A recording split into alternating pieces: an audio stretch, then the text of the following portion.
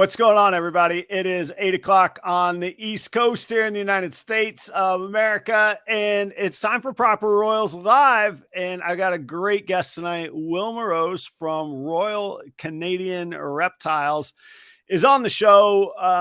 You know Will, you know what's up about Will, and I'm excited to have him. We were having a good time. I wouldn't say goofing off, but we hit it off pretty well in the green room. And I try and keep those conversations like, I actually try not to chat in the green room because I want it all to be like live and organic on the show. I got to adjust my seat. Hang on. Here we go. There we go. Now I'm feeling a little bit better. And so I'm looking forward to it. I'm thankful to have Will on tonight. Looking forward to it. So stick around for Will Moroz. He'll be on in just a moment. If you notice, we started right on time tonight, which I try and do, but I don't always nail it. But I've got a lot to cover in the announcements, a lot going on in my world, which I'm thankful for. And I'm happy to be able to say that. That's a good thing.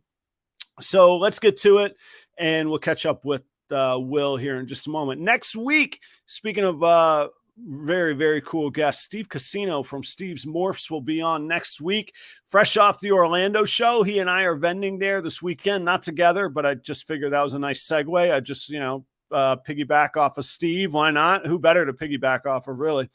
Steve Casino next week. He had to cancel a couple weeks back. This is the rescheduled episode. Really cool.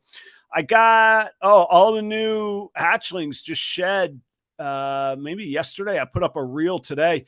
So they're all hypo hepide, and they're all pastel hypo hepide, and 5 of them are banana as well. And those will all either be females or female makers. They came from a female mom. So kind of a banging clutch. I'm going to keep the females back.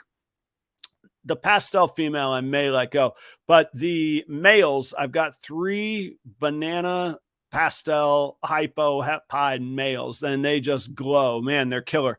So let me know. Those are available to the Patreon subscribers right now, but they'll hit the email list very shortly. And then, of course, they'll be on Instagram, a Morph Market or show if they haven't made it. They'll be ready by Daytona. I'll be feeding them Sunday night, their first meals. So check that out. Of course, lots of clutches on the way and all that. Or I mentioned it real quick. Orlando Repticon, that's this weekend. That is Saturday and Sunday in Orlando. That's the one at the fairgrounds, not the Kissimmee show. That's the fairgrounds show. And that's a big, cool show. I would put Daytona, my favorite, Tampa second, and then Orlando. So it's a very, very cool show. Sarah from Sundog Serpent, she's going to come out and set up and vend with me. It'll all be Proper Royals inventory and merch and all that kind of stuff. But Sarah from Sundog Serpent, she's a Patreon member. She's going to come out and vend with me, get a little experience under her belt. So come say hey to Sarah. She's going to bring a nice touch to the setup. I think it's going to be nice. Big thanks to Jeff and Angie from last night. Celtic Balls hosted me on their podcast. Talk about worlds colliding. Adam, Proper Royals on PUI, which I believe stands for Podcasting Under the Influence. But all jokes aside, we hit it off. It was a really fantastic show. They're great people. I hung out with them at Jeremy Warfel's house. We actually crashed at Jeremy's place. I was there 2 nights. They were there 1 night. But, we got to hang out, have dinner, have drinks, like actually visit and catch up and that kind of thing. And, like always, when you get to meet people, you find you have way more in common and way more that you're interested in. And they were just great people. It was great to catch up back with them again. Go see Celtic Balls is the YouTube channel I was on last night. We did a solid 2-hour show. It was real good. Let's see. So Steve Casino is next week. And then August 8th, a travel obligation came up. I've got to get out of town for just a bit. I will be back. Don't you worry. But in my absence, Taylor from Chakra Scales is going to fill in for the host position. We'll figure out his guest. We'll figure out what that show is going to look like. This all just came up, kind of a bit going on in my life right now in a good way. All is good. Everything is cool. But that's that's for a different episode. So Taylor, we got Steve, then Taylor from Chakra Scales. And look, if you, Taylor's kind of new on the scene, but if you see his social media work, it's phenomenal. This guy knows what he's doing. And I'll let him cover it on the show, but he's actually getting some real recognition in the social media world and like actually like making money at it. When I say getting recognition's one thing, paying the bills is a whole different thing. Plus he's got some killer animals that he's breeding, and the pairings and the clutches he's expecting are fantastic. So he'll be on. And then the following week, heading into Daytona, the 15th, will be Marshall from NoCo Reptiles. My apologies. I mixed up what the exact name was. I remembered NoCo and I remembered Marshall, but I couldn't remember anything else last week. That is Marshall at NoCo Reptiles, not to be confused with that other imposter that ripped off NoCo. NoCo Reptiles. So I don't know. I'm just taking the side of my guess. Maybe the other guy's a really good guy too. They could both be great. I don't know. But I'm getting Marshall from NoCo Reptiles on this weekend. Check out now I'm confusing myself. I believe it's RSB auctions. That's what I have written down, but it might be BSR auctions. The US Arc auction. Go to my Instagram page. You'll see the US Arc Florida online auction. They're auctioning off animals and a guitar that is signed by like a ton of the OGs in our industry. Matter of fact, I got to ask Will. I mean, that's kind of putting him on the spot. It's going to be awkward if the answer is no, but Jeremy Bod organized all those signatures, and I think Jeremy knows Will. Will might have signed this thing. I'm not sure. Maybe there was a problem getting it to Canada. I'm not sure. I don't have the whole list memorized. There's like 30 signatures on it, but Kevin McCurley's on there. Brian Barczyk is on there. Eugene Bissett, Ty Park, Vin Russo. You guys get the idea. It's called the Lady Luck guitar, and I built that guitar. That was my old touring guitar for like 5 years. Jeremy, let me be clear. I did not donate it. Jeremy compensated me for it, but Jeremy donated it to US Arc for Daytona last year. Eugene Bissett bought it, has redonated it back to US Arc Florida, and they're re-auctioning it this weekend. So go check it out. Go to my Instagram page. You'll see immediately the US Arc Florida poster, and all the details are on there. The Thursday morning, I just started a new show on Thursday mornings, 7:30 a.m. in the East Coast. It's called Proper Cup of Joe. Me and my buddy Joe, who's not a reptile guy. It's like a show for reptile people with non-reptile friends. 1 hour Thursday mornings. We have a good time. But I think we're going to have Daniel Parker from US Arc on, probably only like a 15-20 minute spot, but we'll get a catch up on what's going on with US Arc, the laws in Florida, maybe a national snapshot as well, American national snapshot. And he'll give you a rundown of the guitar as well, which is very, very cool. So that's not 100%, but the plan is he's committed to it as long as his schedule's available and he's not on a plane on Thursday morning. We'll get to our sponsors. Just a quick shout out and congratulations to Keith at Creative Genetics. He bought a sponsorship spot. He sold his Stranger Het VPI. These sponsorships work at hatchling season. If you need to, differentiate yourself from the crowd, come talk to me. How cool was this? Danny and Renee, guests a couple weeks ago. The light's a little weird. Portuguese pythons. How cool is that? They send me a swag pack with a handwritten note. That's from them to me, but very, very cool. I couldn't recommend them better for better people, and just cool stuff that they're doing. Go check them out. Portuguese pythons. Last but not least, I can't believe that I'm slinging deli cups trying to make a buck, but they're the best deli cups I've used. They're the ones I used in my commercial kitchens. They're dishwasher safe. They're microwavable safe. Not that you'll microwave them, but I've used the same ones for a year now. And I found out people were using like one-off single-use disposable deli cups. Throw them in the dishwasher, sanitize it with temperature and with the dishwasher chemicals.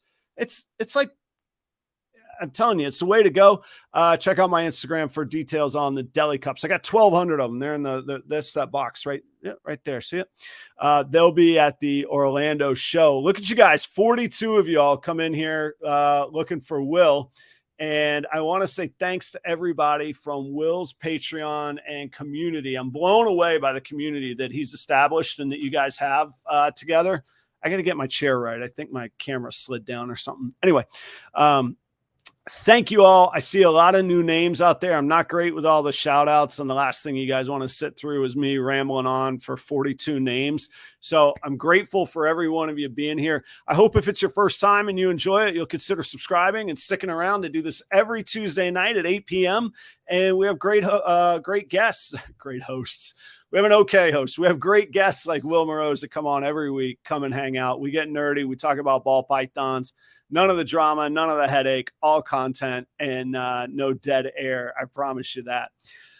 How did I end up with Will here? A couple things come to mind. One, whenever I heard about Patreon in our industry, Will's name always comes up, always, man. And I love the idea of community. It's so special to me. And I know that it probably sounds cheesy, but I came up in music and in kitchens. So the idea of a community and a band and a group and our crew, that sort of mindset really, really speaks to me. And I imagine it's similar with athletes and their teams, or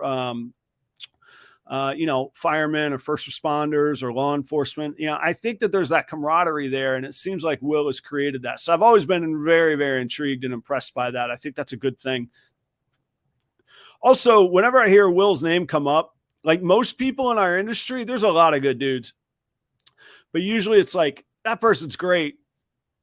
He's got a little of this or a little of that, or he doesn't really mean it. It's just a persona. Like, there's no qualifiers. Everybody always says Will is just killer. So I'm excited to have Will on.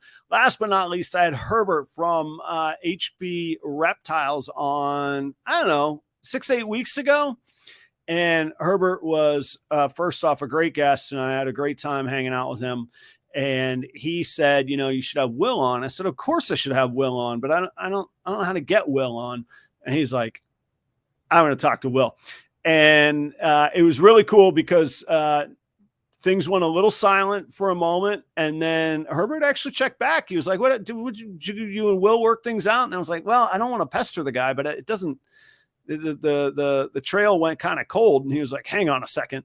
And Will was really, really gracious. He said, man, I missed the note. I didn't see it. I'm definitely in. And boom, I think that was only, 2 weeks ago. We made it happen really, really fast. So enough of me yammering on. Thank you guys so much for being here. There's 48 of y'all. Stick around tonight. We're going to have a great show. And please welcome for the very, very first time to the Proper Royal stage from Royal Canadian Reptiles, Will Moroz. Here we go. Hey, there he is. How's it going? I'm good, man. I'm good. I was really rushing through, and then I was like, damn, I have a lot of announcements. I got to get through these. But no, thanks for being patient, and thanks for your time tonight. Thanks for being on here. For sure. Appreciate all the kind sentiment. It's nice. Thank you. Well, it's what I've heard. I don't know. I'm here to experience it, so we'll take stock. You're a very fucking surprise. Yeah. Get ready for the disappointment, right? No, one of the great things I think about, whether it's a podcast or a YouTube channel or a Patreon community, you can only fake BS for so long, and the truth gets out, and it seems like the truth is that all those things are true, and you've been around long enough that they would come out. And of course, we're all allowed to make mistakes. We all probably done things we wish we hadn't, but your reputation seems pretty sterling, particularly when you consider how long you've been at this, So yeah, I think it's good. Thank you. That's very, I appreciate that. That's good. That's what I like to hear. I don't even know what to say from there. I know it's awkward. You're like, okay, thanks. Yeah, okay, that's good. Yeah, I get it, man. Yeah. We'll get on to the content. So I would say, I think you've been around long enough and probably done enough of these. We probably don't need to get into the origin story and the first time you held a snake and the first time you saw a banana ball python. I don't think we probably need, that's out there, right? Like that I think so. Yeah. Yeah. Okay. All right. So your Patreon, you guys you got this hashtag, you're the RCR Mafia. It's all over. And I went to go check your Patreon. And today on the show prep, you got about 100 members, 100 subscribers. Yeah, something like that. Tell me about the community. Tell me what you foster with the things that you do. Like, what separates you apart? You don't get 100 people by accident or by BS. That's for sure. So I think like when we started it, it had a bit of a bad rap. Like the whole idea of Patreon, it was like pay me for money or pay me for advice, and I just don't. I'm gonna give somebody advice regardless. Somebody calls me and says, "Hey, my eggs are doing this, or my female is doing this. Like, what should I do?" I'm gonna give them advice no matter what. It's just it felt like a way to get off of Facebook, Instagram, and create a group of people that are basically nerd out about snakes all the time, and sell to each other, trade with each other, and just I knew that right out of the gate, like community is definitely an important thing. Right. Because what do we have if we don't have that? Right. Sure. Like we have pretty much nothing. Yeah. This community is awesome. Like at the end of the day, like I love the entire reptile community. There are outliers for sure, but as a whole, it's great. And I guess just like-minded people are attracted to each other, and people, like you mentioned Herbert. Herbert's Herbert's a funny one because he's a great guy, good friend, and I rip on him all the time for the Ultramel, and he rips on me all the time for Monarch. But it's just like friendly banter back and forth. But at the end of the day, I want to see him do well, right? It's not like Monarch's better or Ultramel's better. It's like, bro, they're just genes on snakes. Like pick one that you like and work it, and you're gonna make cool stuff. And I don't know. It kind of came naturally. It wasn't. I don't really push it. I don't try and market it. I don't try and blast it all over social media. It started small and organically, and just, I guess, from word of mouth, just kept growing. Yeah. Well, and that's the best way, is when it's organic and not forced. But I agree with you on community, and it's a really cheesy thing. And like, it's almost like corporate speak, or but when there's a unified mission or a unified set of goals or values among the people, and the values could be good or bad. Like there's bad values that unify people as well, but I don't think that's the case here. But I've heard the expression of like a coal of fire. A coal by itself, it's not going to stay hot for very long. But a coal surrounded by 100 other coals, that could burn for days without any additional fuel. I don't know the scientific part of it, and the analogy is going to fall apart here real fast. But you get the idea. And I think that's the best part of it. And I think also you touched on something or analogous to touching on something. If we're building up each other, the number, like all those numbers that we hear that the market's oversaturated, or there's this many ball pythons compared to what there used to be. Well, it's because it's a hugely popular thing, and that there's more and more people getting excited about it. Like I used the expression last night with Celtic balls, like that's like Americans saying there's too much soda. Well, it's because we're all addicted to it. Like, of course there's too much soda. Like there's a consumer for it. So it can survive. What are some of the things that you do? Do you have events? Do you have regular content? How do you foster that on your Patreon? So I don't want it to be like, hey, this is what I hatched. Everybody look at this, right? Like I bring in on other breeders. We'll do like similar concept to this, but just off of, privately with the Patreon group. And then we'll do Zoom calls. And I want to know what's going on with everybody's collection, and like, what's going on. And, if somebody has an issue, we bring it up, and like, it's more of a collective effort, because it's not that I know all the answers. I don't. Right. But generally when we start to get, 30, 40, 50, 60 people that all have some experience doing this, somebody's run into something, and it's more of just like a think tank where you can be like, I've actually never seen that, but somebody else has. Somebody has. I'm not the one answering the question. Somebody else jumps in and helps out, and it just becomes like it's working out really well. How do you, from the podcast seat, when I have multiple guests on, it devolves into chaos really fast. Did you say you get 50 or 60 people on a Zoom call? That has to be a Like, what's the order? What's the mayhem there? I mean, that's crazy. It's actually like organized chaos. It's Yeah. not that bad. If someone's like driving and their windows down, I just like mute them right away. Right. Because it's like, yeah. But as a general rule, we have like probably 10 people off of mute at any given time. Okay. And everyone's just kind of chatting. And then somebody who hasn't said anything at all just pipes up out of the blue, hey, I have a question. And we just chat about that sort of thing.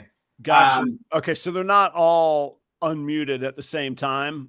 Well, I mean, they have the ability to be. I'm not out there being like, hey, no, only you 10. I just. Oh, so you're not player producer. They're self-moderating. They're putting themselves on mute when they're not speaking. Ah, cool. Okay. That's a good, okay. I see that now. That was the part I was missing. I was like, man, just somebody breathing, breathing in the microphone would just set the whole thing off wrong, if it got weird.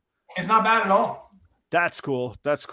And then did I see, I think you alluded to it just a second ago. Are they called, you call them crowdcasts? Crowdcasts. And that would be a guest situation like this type thing where I can bring a guest on. We'll talk about a specific topic or about a season or a project or whatever the case may be. And the people in the Patreon have the ability to ask questions. And while I can read the question and be like, okay, so from this person, they're asking this. And it's just a bit more interactive. What platform do you use for that? Do you keep that on Zoom or is that here on like StreamYard or what do you use for that? Crowdcast. Crowdcast is the program. That's the one. Okay. Interesting. Yeah. I have to check that out. When you start, maybe let's dig back into this. You mentioned earlier, kind of the knock. Oh, people shouldn't have to pay for advice.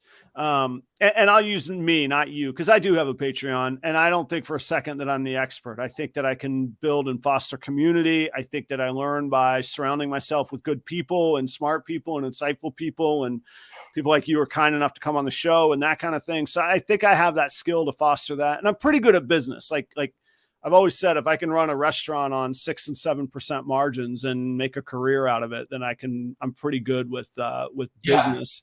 So that part of it, I am confident with. But that always kind of rubbed me because there's sort of on the one hand, there's sort of an elitism to it, right? Because you got to pay to enter. On the other side, there's a real value and more control and more structure and definition than, the toxic Facebook or the comments in a YouTube section or, it kind of weeds that stuff out. You don't have to deal with that. You don't need the headache. Yeah, I agree. I like the more of an intimate setting with the Patreon guys and girls. And I mean, our Zoom calls don't have like any kind of structure. I'm not like going into every Zoom call. It's like, okay, we're going to talk about this today. It's kind of like, what happened this week? And what do you guys think? And sometimes there's been tons of them where we end up talking about like morphs on Burmese pythons. And I'm like, I have no idea. But the guys there are going. I'm like, just let them go. Let them chat. That's what this is all about. Yeah, it's like hanging out. It's like a pub. Hang out. Generally, it's a couple hours. Sometimes it's 6. You never know what on the night. Now I'm making an assumption. I am assuming I'll be embarrassed if I'm wrong here, but I'm assuming this is your full-time go. This is you, right? Ball pythons. The reptiles. This is what you do, right? Yeah. So to host those things like a lot of people, myself included, if we have several revenue streams, and ball pythons are becoming more and more my primary stream, but finding the time to do that. And I'm in that position right now where it's really kind of neat, where I have actually quite a lot of time in my day to dedicate to it because I'm winding down some other things. But how much time do you spend each week sort of dedicated to Patreon or social media and in relation to your animals as well? Social media, none. I spend 0 time a week worrying about social media. I used to worry about like, I got to reach this many people and get this many followers, and it's nonsense. It's don't get me wrong. I see value in having a larger following. Means more eyes on essentially your product. Yeah, I totally understand that. I totally understand the like why that's important.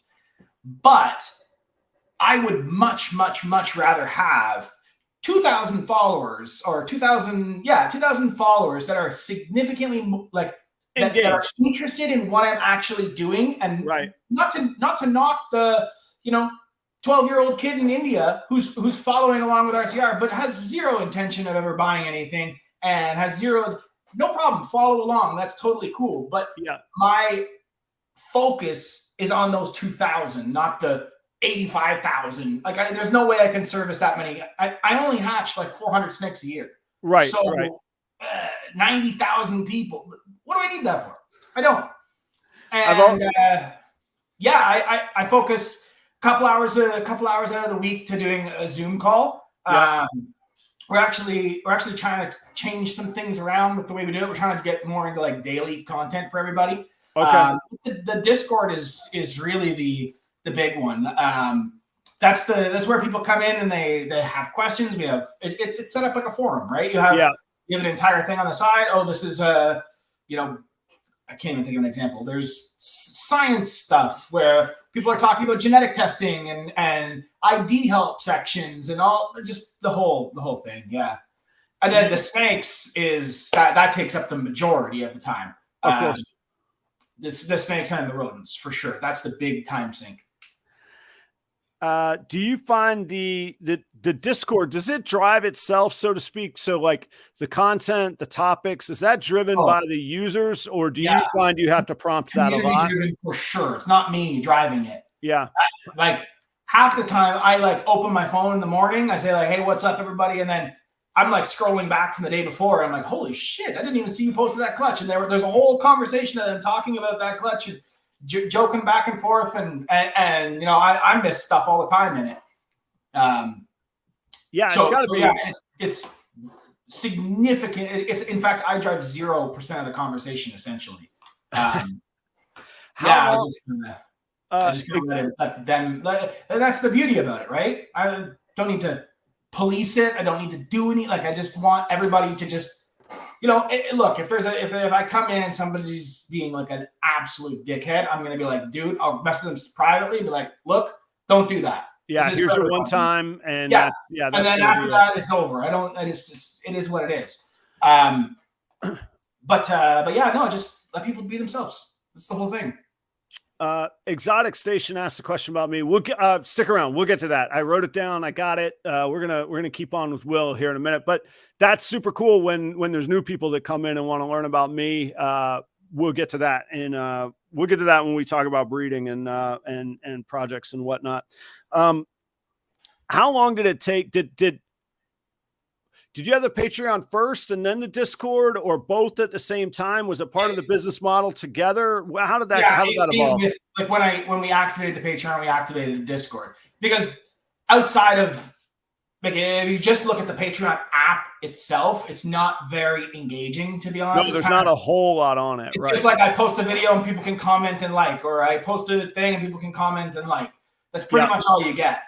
Where the Discord, it's always going. Like, I'm sure if I open my phone right now, it's going right now. There's topics and people are talking about leopard geckos and people are talking about all sorts of stuff. So it's it wasn't like I sat down and was like, okay, I'm gonna do the Patreon, I'm gonna activate a Discord, I'm gonna do this. It just kind of was like, I'm gonna make one of these. I wanted to make it a little bit differently. I didn't nothing wrong with it, but a lot of guys do tiers, right? Like this one was and I just didn't I didn't like the idea of like hiding specific things behind a paywall. It was kind of just and look, that's the world we live in. That's going to happen no matter what. Yeah. But I wanted it to be like, I didn't want a small group of people to feel like they were supposed to get special attention over someone. Oh, well, I only paid $20. He pays $50. You're answering his questions first. It's like, nah, I didn't want to get into that. Yeah. So I wanted everyone to just entry, it keeps the riffraff out. I didn't want people from Facebook groups and all that kind of stuff. I didn't want that kind of conversation coming over. Right. And And the way we do it is everything that you spend into it when you purchase an animal, it comes right off the top of the animal. So you get it all back as long as you're looking to buy something. So yeah, I think that disarms a lot of the argument too of like, oh, you're paying for my time. No, you're building a bank. You're going to get it back. Matter of fact, I know Patreon takes their cut, so they might even be getting more back or more efficiency for their money. I think that there's always ways to innovate too. I shared some of those concerns. Now I do have tiers, so all the content I put out is equal across Patreon. However, at a higher tier, I'll work one-on-one with somebody, developing a business plan or working on their books with them. That's a little different. That's a pretty engaged consulting thing. But as far as like the group chat or who's allowed in and out, if you're either in or you're out, there's not a, well, some of these people are, and if you try hard, you can, and this and that. No, so it's not that. A lot of it was also was for myself, to not have to make content for 12 different tiers and be like, oh no, right. It just became, I was like, look, everyone's the same. We all put our pants on the same way in the morning. Let's just talking about snakes here, guys. It's not, we're not saving lives. It's just everyone's on the same page. Well, and that's real too about the content creation. Like I'm kind of slacking on YouTube, but it's not because I'm slacking. It's because I don't have hours in the day to film, edit, figure out what I'm going to make, read. I need to, but I'm on kind of a creative lull right now. And I just started a second live podcast and things are going really well on Instagram and it's baby season. Like, let me get the hatchlings settled and then I'll probably do some more. But at the moment, it's got to take a little bit of a break. What, any, and you might not have any, but like, was there anything you felt like you innovated on Patreon or something that was just totally unique, or has it just truly been a community driven kind of snowball that just works? I don't feel like I'm doing anything particular that anything that anybody else couldn't do. I just think it's the people. It is absolutely nothing without the people in it. Yeah, right. That's that's it. Otherwise, I can post pictures all day long. We just go to Instagram. But it's the people in it that make it, not me, not any individual person. It's everybody as a group, and that's the. It's how I feel. Together, it's. I do know that's how I feel about the show. I mean, there's 67 people hanging out in here right now. Like, otherwise, it'd just be me shouting at a wall. Like the interaction is great. The chat will. It was like you talk about with the Discord, the chat will take its own thing. Like I didn't prompt anybody in the chat tonight. I said, hey, we're going to have a good time. And that was it. Like there was no content in that. It's organic. It's going to happen. And I love it. I look forward to it. I really, I didn't say in the announcements, this is true. This is the 104th episode. I always chuckle when I see everybody like number their episodes. Cause I'm like, okay, I never did. But I looked tonight because I was like, I think I'm coming up on the 2-year anniversary, but 52 weeks a year, 104 episodes. I think this is the 2-year anniversary by total luck tonight, which I'm glad I caught because the 100th episode zipped right by me. I don't even know who the guest was. Cool. Congratulations. Yeah. I mean, well, it's cool. And thank you for being here, man. But the real answer is it's the audience, because again, like you're only going to scream into the abyss alone for so long. So that's not going to happen it's not going to happen for 2 years. I'm pretty stubborn, but I wouldn't keep it up for 2 years with no feedback. So, what else are we missing? Tell people, you want to do a plug for your Patreon? Those that aren't aware, that are not familiar. You want to wrap up that segment? What do they do for you? Yeah, everyone's welcome. If it's something you're interested in, you're more than welcome. I have zero hard feelings. If you say, hey, it's not for me, cool, no problem. It's I just kind of chill, just let it happen. Cool. I guess my last question on how long has that Patreon existed, and what's the history on your channel there? Probably about, I don't know, 2 years, 3 years, 2 years, 3, 5. What do you think? But no, not 5. Okay. 3, in between 2 and 3. I tell you, 3 years of doing almost anything consistently will build it. I mean, I don't think I'm the best in the world by far at what I do, But 3 years, I got my head around pretty good around YouTube, around Instagram, around ball pythons. That because you're going to learn just from doing it for that long. That's cool. Yeah. That's great, man. Congratulations. That's really cool. I'm happy for you. And I think it's very cool. And like I say, I think to me, it goes back to the core of community. And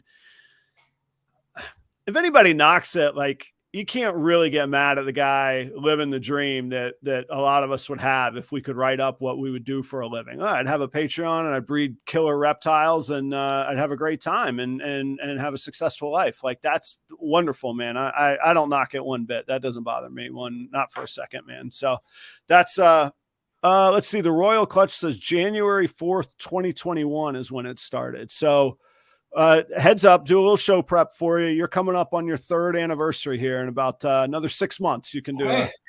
Okay. Actually, I didn't do that. The Royal Clutch did that, not me. Yeah, leave the Dorian, bro. He's a homie too.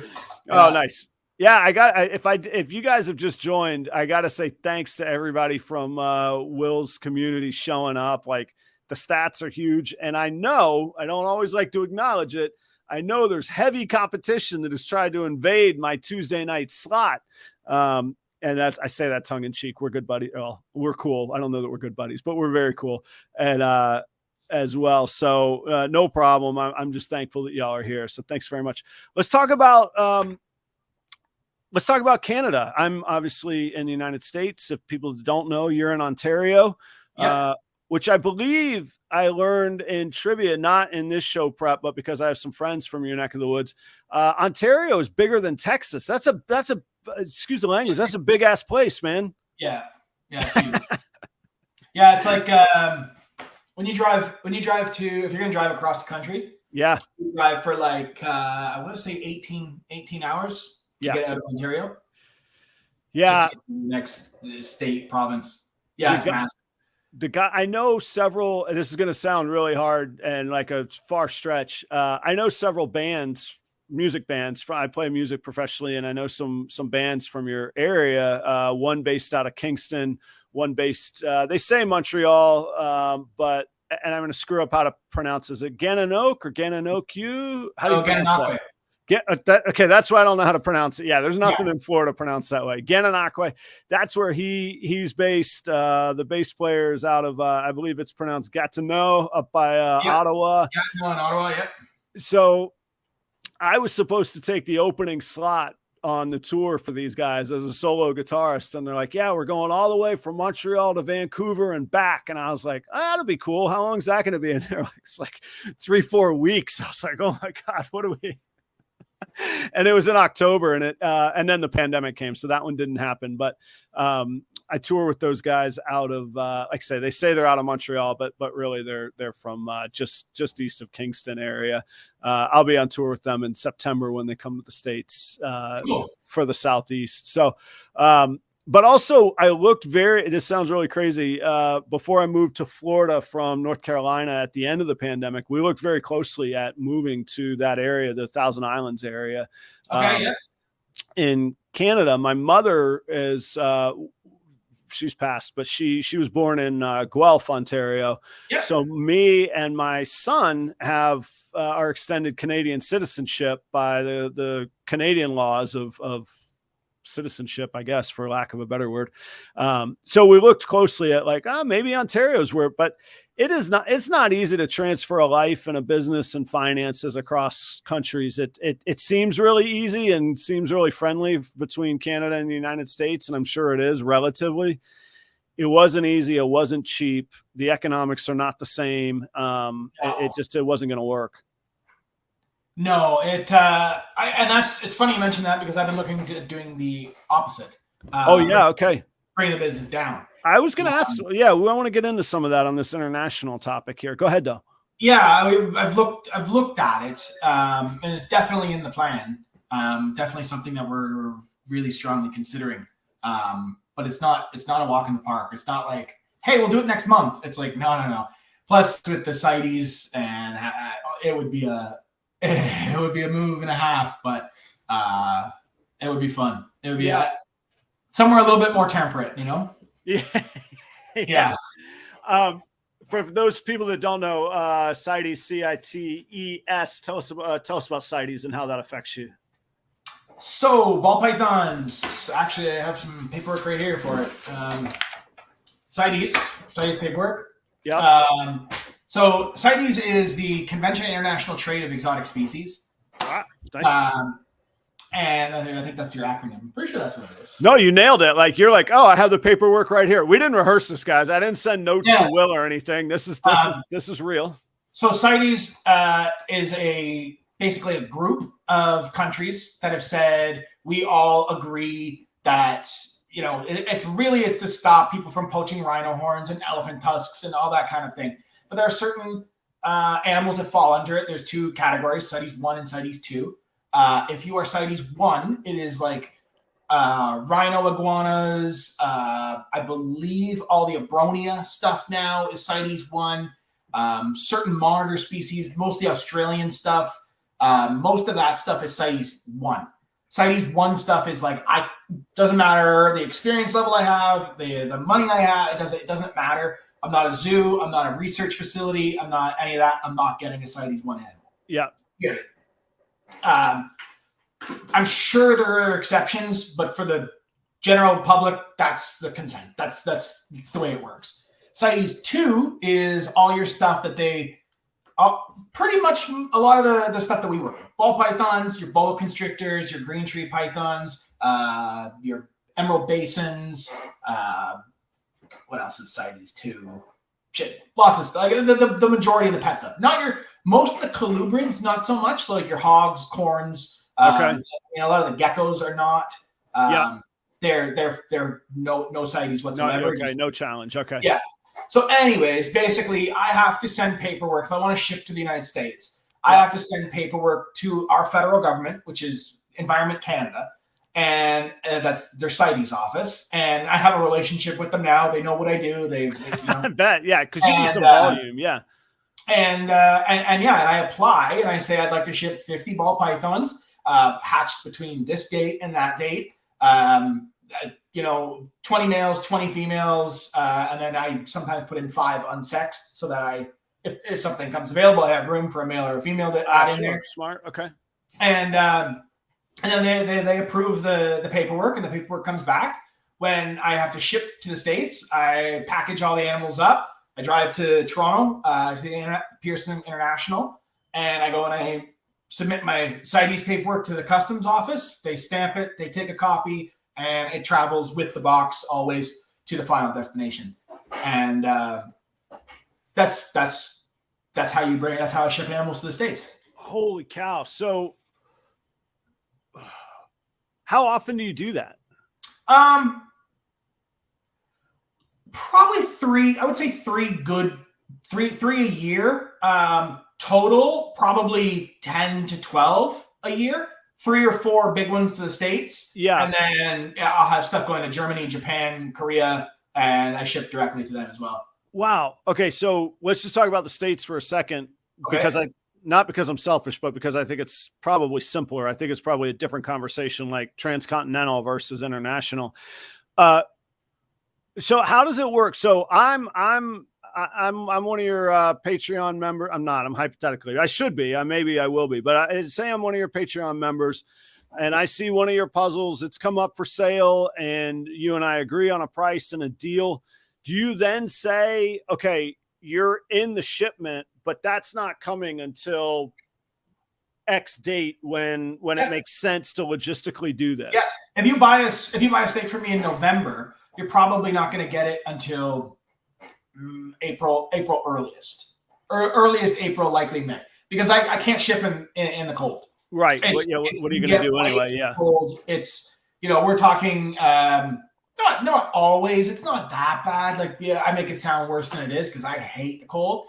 But, if we get into like our actual winter, we're looking at, minus 20s. Yeah. And I'm not willing to take that risk. Nor should you. They're in my building. They're being fed every week. Everything's good. And yeah, you get the snake when I can get it down safely. Now, if you bought a snake right now, I could have it out to you I think the next shipment probably, I don't have much going out right now. We've moved most of last season, but yeah, I mean, if you wanted to be in like the group shipment where it's like I'll send 20 different customers' animals all to one person, and then they're distributed throughout. I was going to say, so you have to have a secondary distributor, right? I mean, this is the import export game now. I mean, you got the shipping container come in, but then you got to have the distribution from there. How does that work? Same way. Just I ship it right to him, a guy I have a good relationship with and trust to uphold that level of service to people, and I want to make sure that they're getting their tracking information, that they're getting all this stuff.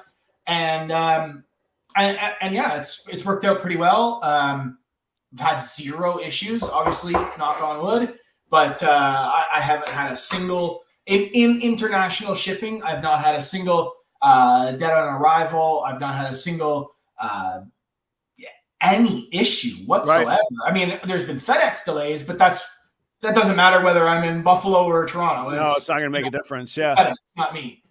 So how much of your business is international into the States versus local, regional, or Canada? I would say probably 95% is international. Okay. All right. So now here's why I made that face.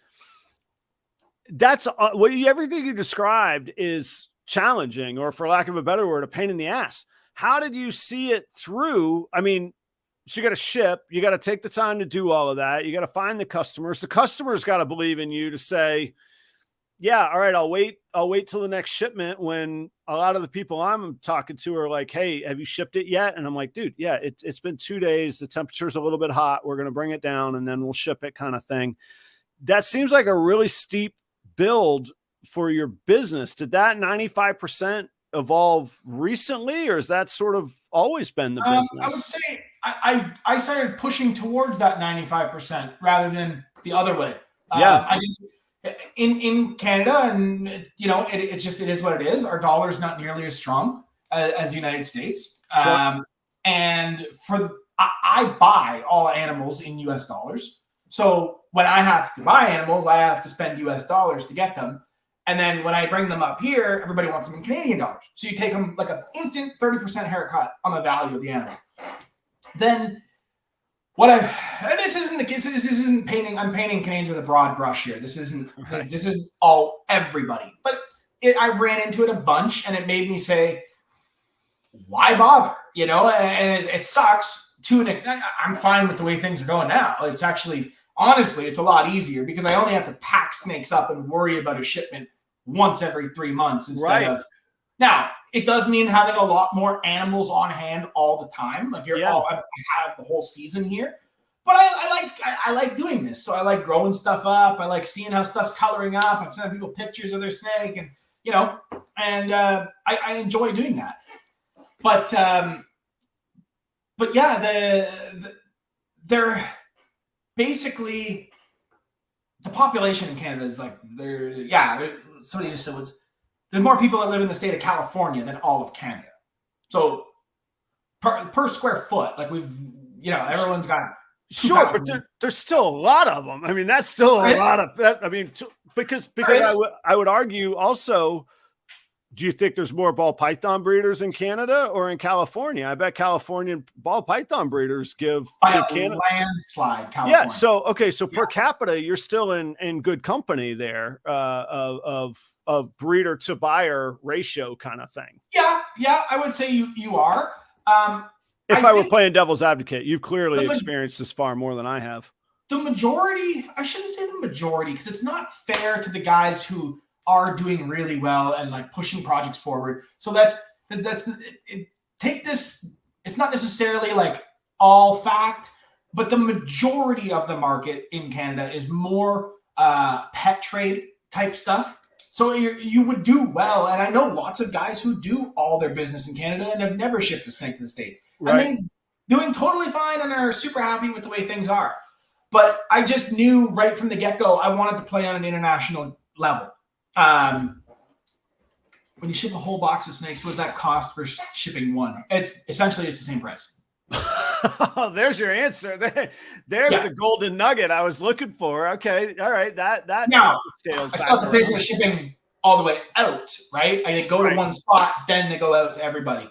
Yeah. So I pay for the shipment down, and then again the shipping out. But shipping's I don't charge shipping. I cover that cost. It's when we're talking about the animals that we're talking about, shipping's included, guys. Yeah. Okay. Yeah. That's a whole other sales point too. But so, yeah, let's talk about that in case people don't know, because I have a follow-up question to it. So if you're selling high-end animals, which that would make it more worthwhile, that will make it, I always say revenue cures everything. That doesn't matter if it's a restaurant or if it's ball pythons. Like, that revenue is going to make everything easier. You got cash flow, you got resources to work with. Do you have a local wholesale outlet? What about your missus? Yeah. That's got to be to the States. Okay, really? Why not? Yeah. I ship them down. I'm shipping a box down anyway. I'll ship 4 boxes down, you know? And I'm getting US dollars for wholesale animals. Where here, nothing with the wholesalers. That's their business model. But being offered $4 for a Enchi, I'm like, man, why? Like, so even if you take 15 American dollars for the Enchi, or I don't know what you get, you don't have to tell me, but myself, this is the cost association. It just becomes like, at the end of the day, this is a business, and for me to wholesale some stuff and get rid of it right now versus wholesale it in a month and get 15% more, or no, 300% more, where it's worthwhile to do it. Yeah. I wouldn't do a CITES shipment to wholesale 5 animals. That's no. Yeah. You gotta wait till it builds up. Yeah, send down 40 or 50 animals that are wholesale, and then 40 to 100 for customers. Man, I'm so happy we stumbled in. I do not have CITES on my list anywhere. I'm so glad we stumbled into this, because something I always, in my career in business, but also in this world now, something I preach is that you just got to find solutions to things. Like, it can't just be, well, it's hard, I'm not going to do it. It needs to be, for sure. Yeah, it's got to be yes, if, rather than no. Yes, I can do it if. I remember sitting in front of a board meeting one time saying, I'll move that mountain if you give me enough dynamite and bulldozers. Let's go. But that's what it's going to take. So we could do it if this. And the people that see through the if this and iron out those logistics, I love this story, man. I had no idea. I'm so glad I asked the questions. Like, this is fantastic. And that's exactly kind of the thing. I was familiar with, oddly enough, tying back to those Canadian bands, I was familiar with CITES, because those guys would use some of my guitars and my equipment sometimes. And similar thing, buying a Gibson guitar in America is much easier than it is in Canada for a variety of reasons, primarily the dollar exchange and whatnot.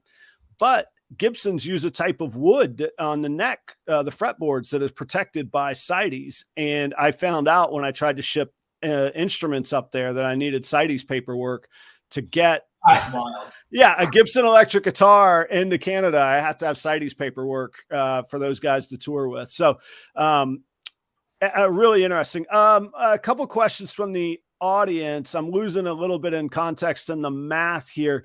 Keith asked, what does that cost? About 200 per snake? No way. It's got to be way less. You're going to ship one big shipment, and then once they land, you're going to spend another $60 to $70 per snake. So if you're averaging way north of 1,000, no problem, right? Well, here, I'll tell you right now.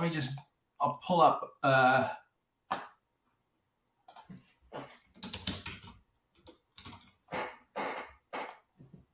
So we just had a shipment go out. What? I don't even know. When was this? June, or late May. We had a shipment go out. And my total cost in shipping was 2,800 American. And that was 50 snakes? About probably close to 70. That range. So under $50 a snake, all told. Well, under, matter of fact, 50 at 70 would have been 3,500. Yeah. That includes like U.S. Fish and Wildlife inspection, broker fees, airport fees, everything. Everything. Wow. And all distribution. Yeah. That's cheaper than what it cost me to ship one snake to Utah, kind of deal. Yeah. And that's with that. I got my sponsors up there. You guys see it. So, and let me see, Rameries. I am not going to ask Will to divulge that. I wouldn't do that. But I'll tell you my experience. Rameries, that's what wholesale rates for a normal or a single gene animal. There's a regional pet store, not the local one in Jacksonville. If anybody thinks that, it's not. It's a regional one. Last year, I got 25 per animal at shows. I'll usually have a buyer come around that's willing to offer between 10 and 15 for a normal. And then depending on what the single gene is, they might get 20. That pet store I got a pretty good relationship with, and they kind of have the market cornered. So, I mean, I'll tell you, they're selling ball pythons as pets for 75. So they're tripling their money. They're over, they're at a 33% cost of goods. So, but I'm not going to ask Will that. That's his business. That's same. About the same. Okay. And I honestly, when I wholesale something, it's not like, I'm not like, hey, what are you giving me for normals? What are you giving me for enchies? What are you giving me for? I just say, here's a list of stuff, and they send me an offer, and 99% of the time, I'm like, sure. Yeah. The wholesale stuff really is like, okay, I kind of just want it. Get it gone. This is your type of market. This is where you're working. I want to work with those higher end animals and the project-based stuff. So that's where my focus is. Yeah. And Keith at Creative Genetics asks, does that get the snake to the customer or your secondary holding? Keith, I bet my understanding is that's the whole way. That's to the customer, right? To your door. Well, yeah. To the hub. I won't ship to your door. Sure. But to the pickup. Yep. That, man, I did not think we were going down that rabbit hole, but that's cool. Let's jump back into that in just a second. If it's okay, Will, at 9:00, I like to take just a quick break, pay some bills real fast, tell everybody thanks. Guys, I know it's cheesy to say, but these sponsors really do make it so that I can focus on bringing content like this. There's 70 of y'all enjoying it right now tonight, which I'm incredibly thankful for. If you're not using Redline shipping, give them a shot. I was a customer with them and almost all of my sponsors before I went into business with them. The prices, the customer service, and the customer interface have been great with Redline shipping. Use the promo code PROPER5. They're going to give you $5 off of your next shipping label. I don't know if they ship international. I don't know that they have that part yet. That's something I've got to talk to Robin about. I'm intrigued by this market now and that opportunity that Will has brought forth. Lots to learn, lots for me to ask about, but check out Redline shipping. They're great people. They're going to take good care of you. I feed frozen thawed. I know that a lot of people don't do that, but if you do, and I recommend it, I think that there's good benefits to it. I like Cold Blooded Cafe. This is a weird analogy, but I spent 27 years running restaurants and preparing food for people. Their facility is phenomenal, very high quality production. They raise all their own rats. None of those are lab rats that they contract out or buy. These are all raised and fed in-house, and they are individually quick frozen, less than 10 minutes from euthanization to fully frozen. That's really fresh.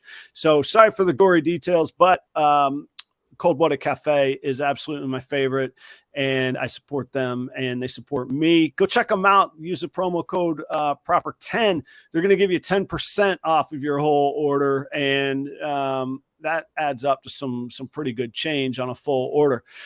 B and S Reptilia, that's Chris Shelley out in Pennsylvania. And Chris has all kinds of things hatching right now. I apologize, Chris, in getting the show prep together this week. I did not review all your notes. He sent me a list of all the stuff he's got going on. Chris is working with well over 10 different species, from colubrids to boas, blood pythons, ball pythons. Go check him out. If there's something you're looking for, he's an amazing ambassador to this community. There's a reason you see his logo on all the podcasts, and the dude stands behind it. Again, he has supported me from the start. Thanks so much, Chris. That's B and S Reptilia. All these links are down below, including Will's as well in the description. Go check out all these folks. Last but not least, on the sponsorship, man, what a great story. That is Keith out at Creative Genetics. About a month ago, Keith called me. He says, hey, Adam, I need a way to stand out. I think I want to do a sponsorship, but, what's the value? How does it work? And I said, well, if you don't have a big way to stand out, if you don't have a big Patreon, if you don't have a big social media presence because you're busy breeding great animals, then the sponsorship's a great spot for you. The last 2 weeks, I've been telling you about Keith's stranger Het VPI. Guess what?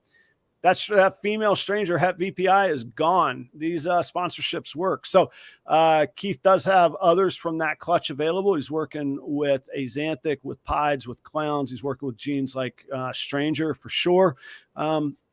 Good high-end stuff. If you saw in the comments, he's ain't worth dealing with low-end stuff. So check out Keith at Creative Genetics. I do own one of his animals. I own an Axanthic Het Clown that he produced. And so, again, I am a customer. I'm a believer. But those folks take really good care of me, allow me to keep making these shows. Also, if you enjoy the content, Thursday morning, 7:30 a.m., I do a morning show now with my buddy Joe, reptile guy with non-reptile guy. I'll leave that there. Thanks for hearing my pitch. Let's get back to the content that you came for. Thanks very much. Will,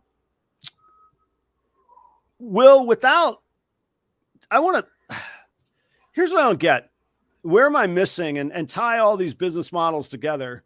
Morph market in Canada, I understand, is sort of a dud. It's not a real it's not a real avenue for sales. I understood the Canadian market the way that you said it. I understand that you're shipping. Go ahead. I think it would be fine. I think it'd be fine. I don't necessarily use it, but okay. That was my sorry. I guess that was my point. I'd heard from other people that it was kind of a dud, and then I saw like your rating on there is like 3. It's not bad. It's perfect, but it's like 3. So it's not it's about as many snakes that sold on Morph Market. Yeah, it's 5 stars 3 times, and I was like, something doesn't add up here. And then I asked you earlier what you did about social media, and you're like, yeah, not much. What's the avenue? You're making money. You're incredibly successful. How are you getting your animals out there? How do people know what to buy from you? How do they know what's available? What's the sales funnel? What's the avenue? So the common one is I don't sell snakes, right? Everyone thinks, oh no, because I do keep a lot back, right? There it is. Well, you're telling me you're sending shipments of 50 and wholesale batches to the state. We do absolutely sell 20. Yeah, of course you sell snakes. Yeah, have a parcel of snake. So they do exist. They're just not. Nothing is ever available. No, the stuff that you want to buy is not available. There's lots available. It's just those specific ones are not. So the whole model. I didn't go into this like this is my business plan. I'm gonna do these. I'm gonna do that. It was just I liked it. I had fun with it. It was just like something I enjoyed doing. I knew there was potential for financial gain for sure. And I grinded my whole 20s. Like I worked in the city and I worked about 2 hours away. I moved to the city. I would be back every single weekend. Cleaning rats on the weekend. All my buddies are going to the bar. I came back. I cleaned rats. I cleaned snakes. I bred snakes. I collected eggs. I did all my thing. The city being Toronto? Toronto, yeah. Yeah, okay. Yep. And essentially, what it allowed me to do is keep it as a hobby for a long time. Way quicker than or way longer than most people do.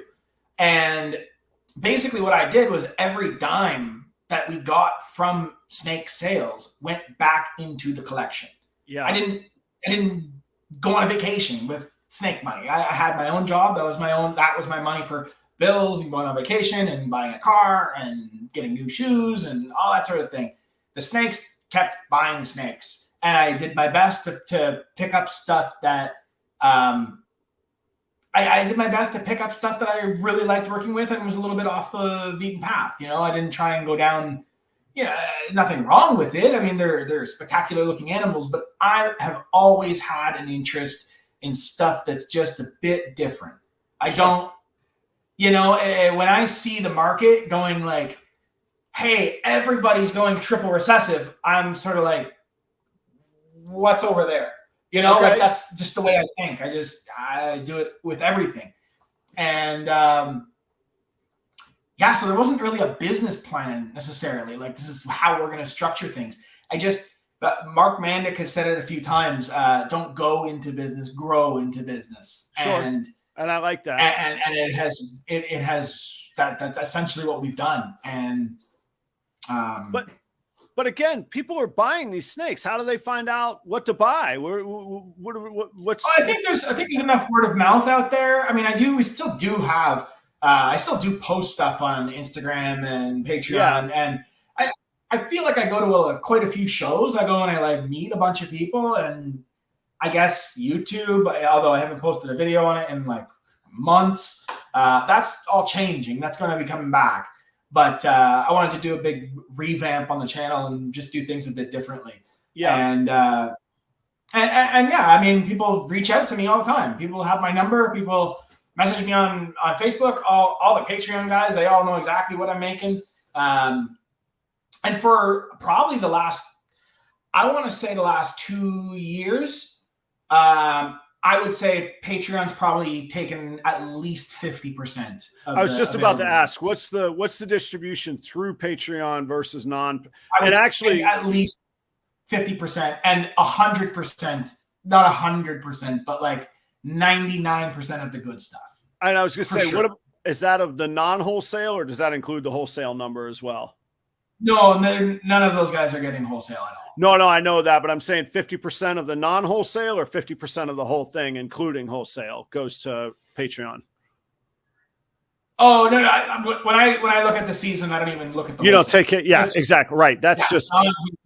Yeah. That's just a relief valve. Thank God it's gone. Maybe I should break even if I'm lucky, and I don't have the time or the overhead anymore. Right. Yeah. The wholesale stuff, I'm not worried about. That's. Of the stuff I'm selling, we're basically business to business, right? We're not generally that much like B2C. It's a lot more B2B because I'm selling to other breeders and other guys who are trying to do this, either do this full time or are doing this full time. And that's when I buy. That's generally who I'm buying from, although not always. But yeah, I don't know. I don't know how people find out about us, to be honest. I guess I do enough podcasts and people reach out. I don't know. It's the craziest answers I've ever heard. This is great. So, and like, that's the best thing about live stuff and why I don't write, like, I never do. Those of y'all that haven't seen the show before, I'm never like, okay, question 14. What is that? No, like, it's got to go. And I just got to let the curiosity drive me. And thankfully people trust me enough not to just like, take a dump on them or their brand, which by the way, I would never do purposefully. And I would be just horrified if I did anyway. But, okay, well, that's going to remain shrouded in shadows because if you don't know the answer, we damn sure aren't going to know it. So I'm not sure I'll ever really understand. I just, if somebody looks like there's something specific that they're looking for, they reach out. Yeah. And that's what I really like is and that's the way. Maybe that's just because of the way I shop. So I know the type of animals I'm looking for. I know the genes I'm looking for in certain things. And I know the people that are generally making those type of animals. And I reach out to them before they've even made them. And I'm like, look, if you hit one of these this year, I would definitely be interested in a male. And then, next thing you know, I get a message. Hey, I hit 3 males. Do you want one still? Yeah, I'll take them. Right. Like that's where I much prefer that, where I'd rather, and don't get me wrong, I'll do a transactional sales all the time. Like, hey, I want snake A. Okay. In a box, you get snake A. Right. But the guys who generally do the best, at least in my opinion, are the ones that come to me almost a year in advance and go, what? I'm really in the market for a new clown male. When somebody comes to me and says, I'm in the market for a new powerhouse clown male, I'm like, okay, this guy's got his collection dialed in. He knows exactly what he's looking for. He knows the exact piece that's going to fit in his collection. Will I produce something that works with his collection? Sure. And generally, at least with the Patreon guys, we sit down and we go like, all right, these are the clown males, but why do you want this one? Like, this one's good. This one gives you a different option. Like, it's more like I don't want to call it consultation approach, but like, it's more like I want to understand their collection, their thought process. look, if you call me and say like, I don't want to talk, I don't want anything, I want snake that, I want that snake, I'd be like, cool, here's the price, here you go. Sure, That's sure, no problem. But the guys who do call and say, hey, I'm interested in the clown male, what do you think about going this direction? What do you think? That engages in conversation, and that engages in, what have you thought about going like this direction? There's multiple ways to approach a project, and it doesn't have to be black and white. It can be, no, I don't know. It shouldn't be like, either. Yeah, we'd all right. It doesn't. Yeah, you know, it's everyone's looking for the best animal for their collection, and I think talking it over with somebody, because when people did that for me, and that helped me like so much. Ralph Davis did that for me one time, and it was like yeah, you learn the skill. It's like you got to see behind the next level. Like, oh, that's how the world works back behind there now versus just the front of it. Yeah, yeah, because he said, so I forget what animal I purchased, but I was like, I'm interested in this. And he was like, man, I already bought a bunch of stuff from Ralph at the time. And I was like, hey, I want to get one of those. And he was like, no, you don't want that. And I was like, what do you mean? That thing looks awesome. He's like, yeah, it does. It looks awesome right now. And if you really want it, I'll sell it to you. But if I were in your position, I'd buy like these two animals over here, because in 3 years, you're going to wish you had the genes that are in these ones in this one. And it was just kind of like okay. And it was like, not thinking about today, thinking about down the road.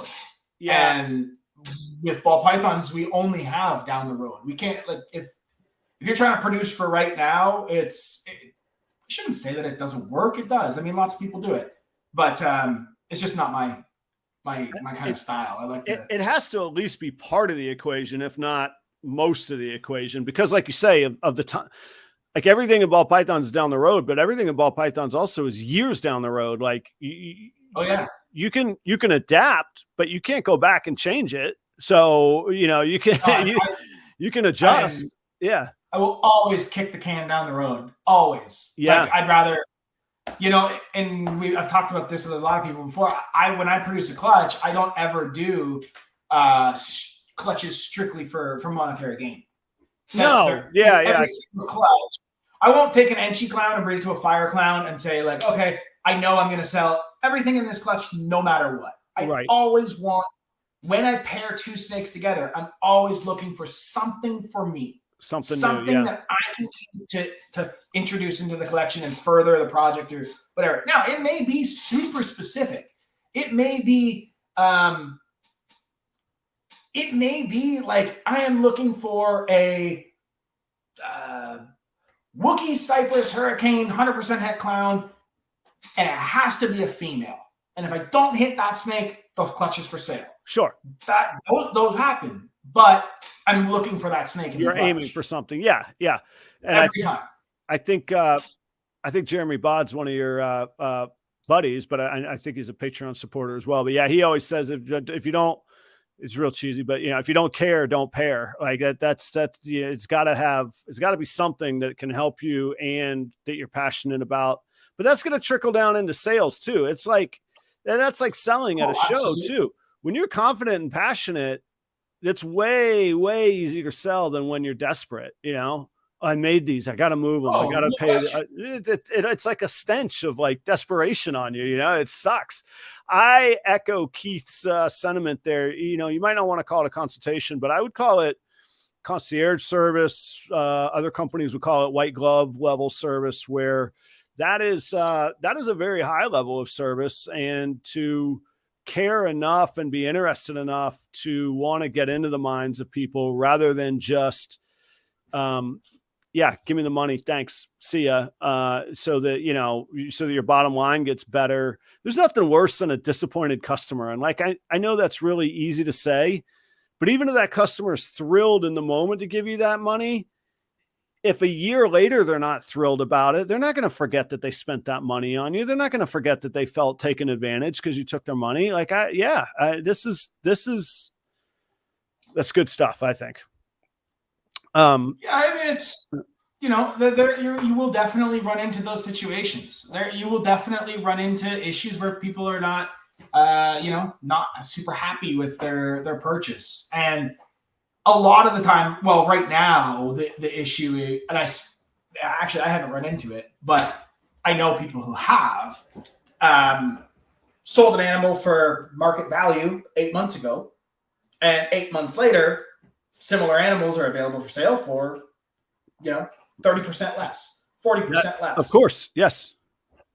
And I get it. I get the I get being like, that's buyer's remorse. That's just it's not that the breeder did anything wrong. No, that's just frustrating. Yeah, that's just the context of what we're in too. And it happens to almost all the genes, right?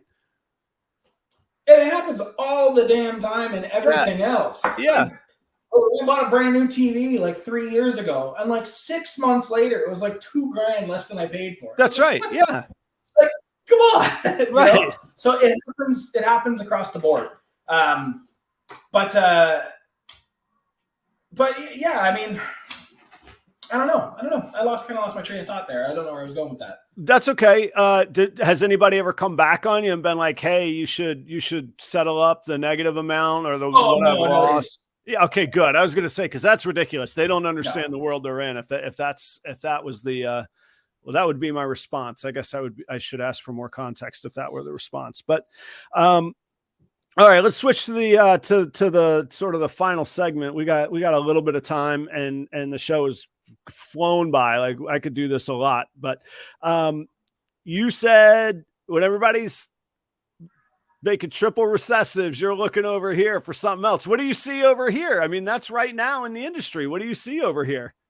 I don't know. I'm not sure. I'm not sure. Do you see something? I'm just kind of looking. You gotta get it sorted out, huh? I think this is my take. Of course. Again, some will agree, some won't. Yeah. But my take is that with genetic testing, we have now essentially turned recessive genes into incomplete dominant genes. Now we can't pick them out when they come out of the egg, but you can pay $50 and know exactly what's in that snake right now. So again, knowing if it's a het clown is still, again, hidden behind a paywall, but you have the ability to pick out your het clowns now on het-to-het clutches, where that wasn't available in the past. No, realistically, not even a year ago. This is new, happening right in front of us right now, evolving. Right. Yeah, this is great. And so what I think will end up happening is when we really look at the market, it's kind of like, the codom genes and the incomplete dominant genes kind of get pushed aside, and it's recessive, because the value hold has always been in recessives, right? Because it takes a full generation to get there, because picking out hets, someone can buy a het male and breed it, and it's like, they're pos hets. You don't know which one's het. Yep. Those have always been obstacles that create a higher priced recessive animal. Now those obstacles are completely gone. So what's the difference between clown and a super pastel? Really, it's 2 copies of het clown and it's 2 copies of super pastel. Oh, the supers version. It's identical on the supers. Yeah, it's identical on the supers now. Yeah.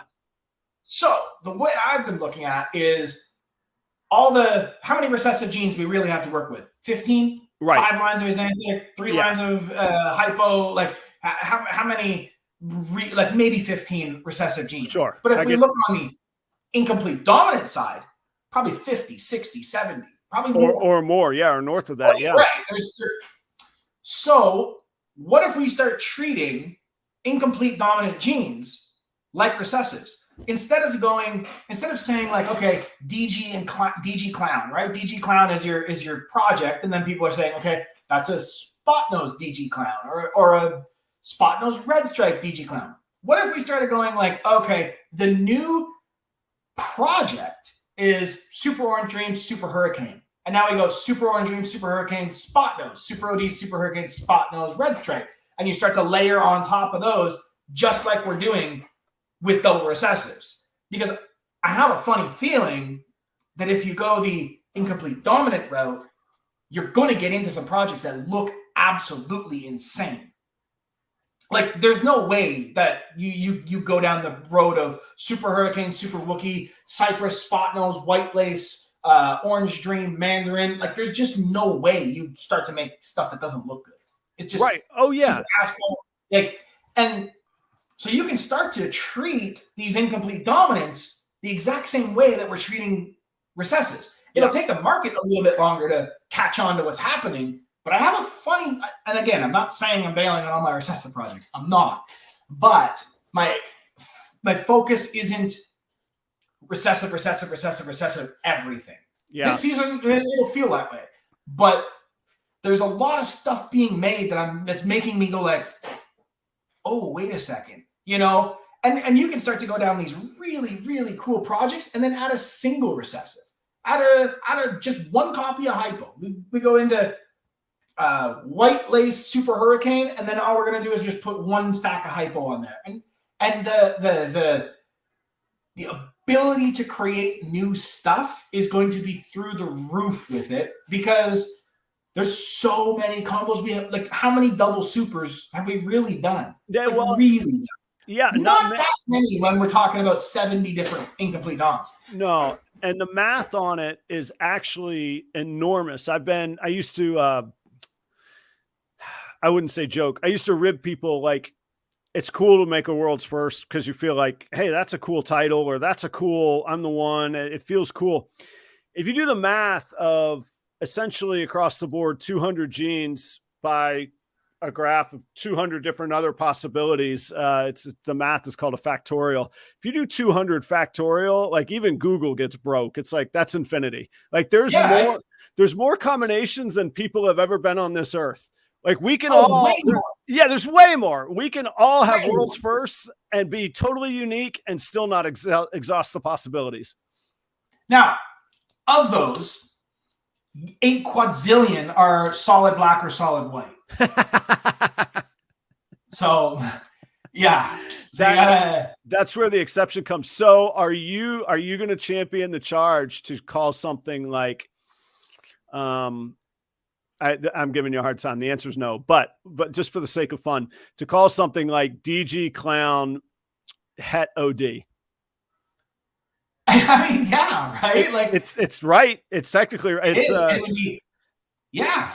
It's essentially what we, that's right. That would be correct. I had Dr. Seidel on, one of the early, those of y'all that don't know, one of the early genetic testing people that spearheaded this whole thing and made a lot of it possible. And somebody got into the difference between dominance, incomplete dominance, codominance, what's the words? And she finally goes, those are all words that humans have attached to something. The fact is, you got one copy or you got 2 copies. You call it whatever you want. And like, that was a geneticist like slamming the door on all of us. So like, yeah, I think she'd be on board with a clown Het OD wording as well. I'm not putting those words in her mouth, but I think she'd be on board with that too.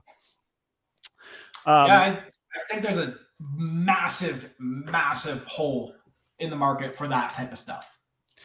Because if somebody came to me and said, hey, I've got a Super Orange Dream, Super Hurricane lace, I'd be like, yeah, I want that. Right. Like that's a powerful animal. Even if it's not Het Clown or Het Puzzle or Het Pie, like I don't care. Just that. I want that animal. That's a whole avenue of stuff that's not really being played. And I think the whole market kind of operates with clown and pied glasses on. Like we see everything through clown and pied lenses. Yeah, those are the Yankees right there. That they're always going to be, love them, hate them, they're going to be there. They're great genes. Of course. Yeah, I'm on board with them. Some people don't, but yeah. My perspective is there's a bazillion other ones too. It's I like to go against the grain a bit, and it's just try some new stuff. I mean, at the end of the day, it's. Well, what are we doing? Our goal as breeders is to strive to make the most visually striking animals that are healthy and doing well, and that all of that is and your husbandry is on point and all that. That's a given. But as a breeder, your whole goal is to make the most visually striking animals and understand how these genes are interacting with each other and use that information to, again, make more visual striking animals. And I think that whole side of the market is being ignored, to be honest. I think it's a neat opportunity. I don't think you're the only one thinking that way. And I think you're ahead of the curve for sure. But I've made a video of my, I get all caught up here. Goddamn, not Super Asphalt. The other one in the Yellow Belly complex. Jesus. Yeah, I got 17 of them behind me. Yeah, Super Gravels. All I want to do is work Super Gravels like a recessive project. One gene is ahead. That's all I want to do. Not all I want to do. That's one of the main projects that I want to do. I forget who asked me that earlier. My apologies. But, when people ask what projects I'm in, I don't think a whole lot has been done. Relatively, a whole lot has been done with Super Gravel, especially mixing in other recessives. Things have been done.